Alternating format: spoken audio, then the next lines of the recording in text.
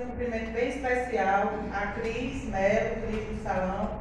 As palavras de Cris emocionam.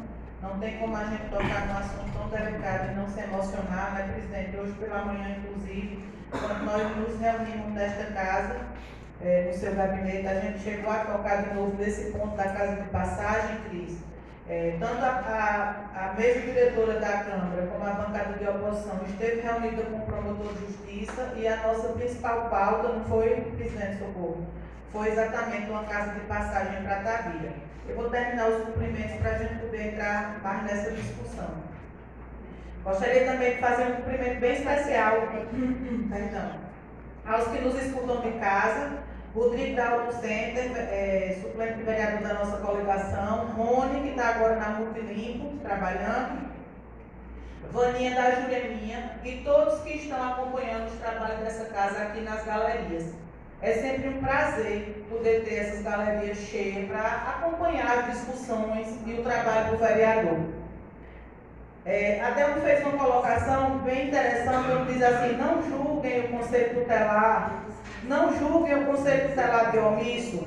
Quem conhece a rede, Adelmo, sabe da atuação do Conselho. Então a gente precisa ouvir, a gente precisa valorizar um discurso de uma pessoa como assistente social Genitânia, de uma pessoa como Stefano, que trabalhou na área, como você, que já Vossa Excelência, que foi conselheiro, Heraldo, que foi conselheiro, para a gente poder amadurecer a ideia e as discussões. Eu gostaria de começar pelas minhas solicitações, minha gente. Eu fiz um requerimento, o requerimento 3 de 25, onde eu peço ao Poder Executivo para rever os descontos que estão acontecendo no salário dos servidores que têm direito ao incentivo, o antigo PEMAC. Essa discussão iniciou no primeiro salário de janeiro que foi recebido e ela continuou, inclusive uma comissão de agentes de saúde, Heraldo, teve na prefeitura e o prefeito disse que o desconto que a ex-prefeita fazia era indevido, que a prefeitura tinha sido multada por fazer aquele descontar daquela forma, e aí, embasado e balizado na Lei 1278 de 2023, onde diz que o incentivo do PEMAC é uma verba indenizatória. Então, a gente, deixa eu só terminar o meu raciocínio, senão eu faço igual assim, a gente se perde. Então, eu já estou sabendo, Heraldo, que o prefeito já sinalizou que vai pagar, mas essa sinalização foi dada depois da nossa luta e da nossa discussão, dizendo que era um direito do servidor realmente. A Lei 1278 de 2023, ela diz que esse incentivo é um incentivo indenizatório, como a indenização que a presidente recebe por exercer a função de presidente. Ela não tem descontos e isso está garantido por lei. Então não tem por que fazer dedução de salário de servidor quando existe uma lei que garante que essa dedução não seja feita. Pois não, vereador Heraldo, fica à vontade.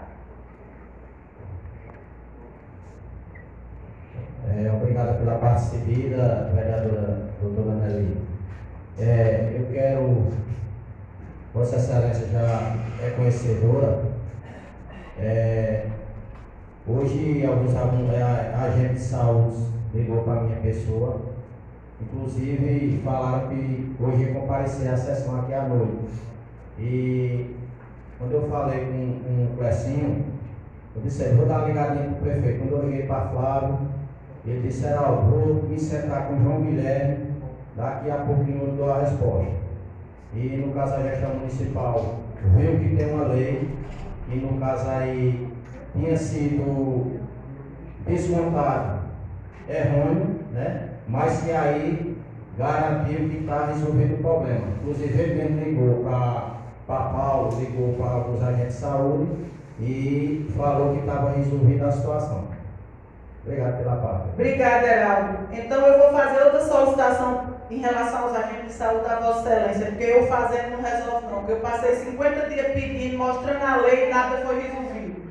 A área do Vitorino Gomes está sem um agente comunitário de saúde. Se Vossa Excelência puder fazer alguma coisa para se contratar esse servidor para lá, que a comunidade e os usuários é quem estão no prejuízo. Eu já falei aqui com o líder do governo, que é o vereador Cléber, pessoa que eu tenho toda a abertura, toda a intimidade, E ele disse, Nelly, fala na tribuna para a gente começar essa discussão e ver onde é que a gente consegue chegar. Foi assim, Cléber, em relação ao transporte dos usuários de Garanhuns, da Fundação Altino Ventura. Eu não estou falando aqui em perícia médica, não. Eu estou falando das vagas que são abertas pela regulação a nível de Estado para Garanhuns e que o transporte desses usuários não está garantido, presidente. Inclusive, amanhã tem viagem para Garanhuns, meio mundo de gente com consulta marcada, e, infelizmente, não tem transporte. Eu até agradeço a Danila, a boa vontade, mas é como ele disse, que não tem transporte e não tem o que fazer. Tem o que fazer. Se não tem transporte, logo um carro. Agora o paciente não pode deixar de ir para a sua consulta. Não é? Se não tem condição de garantir esse transporte para Caruaru, tem que fechar, para Garanhuns, perdão, tem que fechar essas vagas de Garanhuns. Agora, se abre para o TFD marcar para Garanhuns, infelizmente o transporte tem que ser garantido.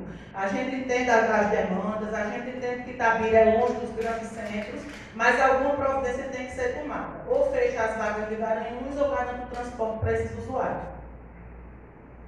Eu volto a falar mais uma vez das medicações da farmácia básica. Né? A gente continua recebendo reclamação, tanto da farmácia básica como dos remédios controlados.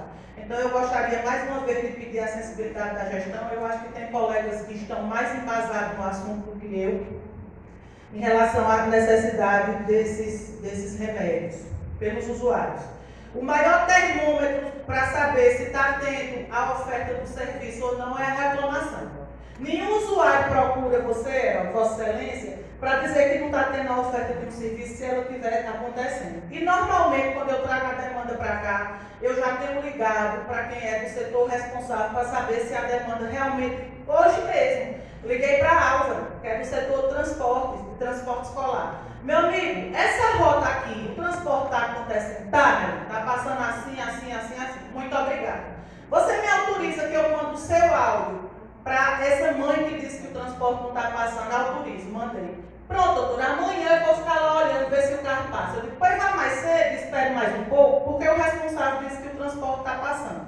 Então, a nossa forma de fazer a cobrança é essa. A gente precisa que as coisas aconteçam, mas que o serviço seja ofertado ao usuário do que ele precisa, né? E do que realmente o município tem condição de ofertar. Porque o município tem condição de ofertar.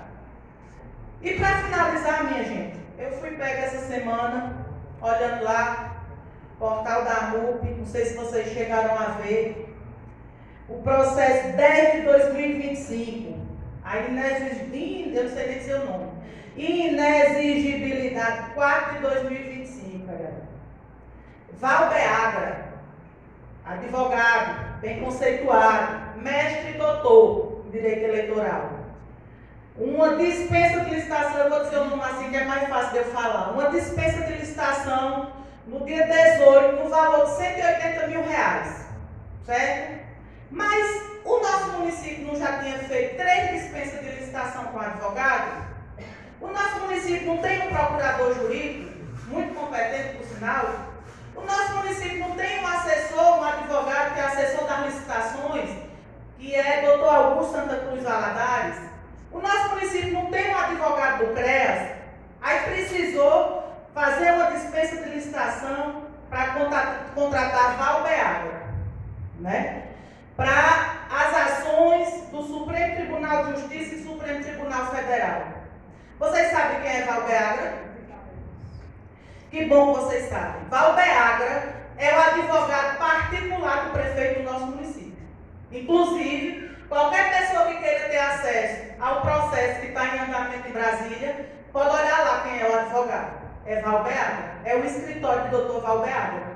O processo do prefeito foi pautado dia 21.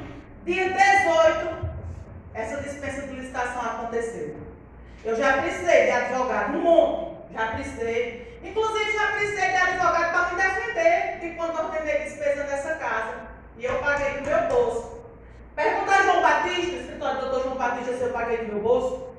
E para concluir minhas palavras, fica uma reflexão. É justo, é moral, pode até ser legal, mas não é moral. A gente pagar com dinheiro público um advogado para defender as nossas causas pessoais. Itabira não merece isso. Não é disso que Itabira precisa. Muito obrigada e boa noite.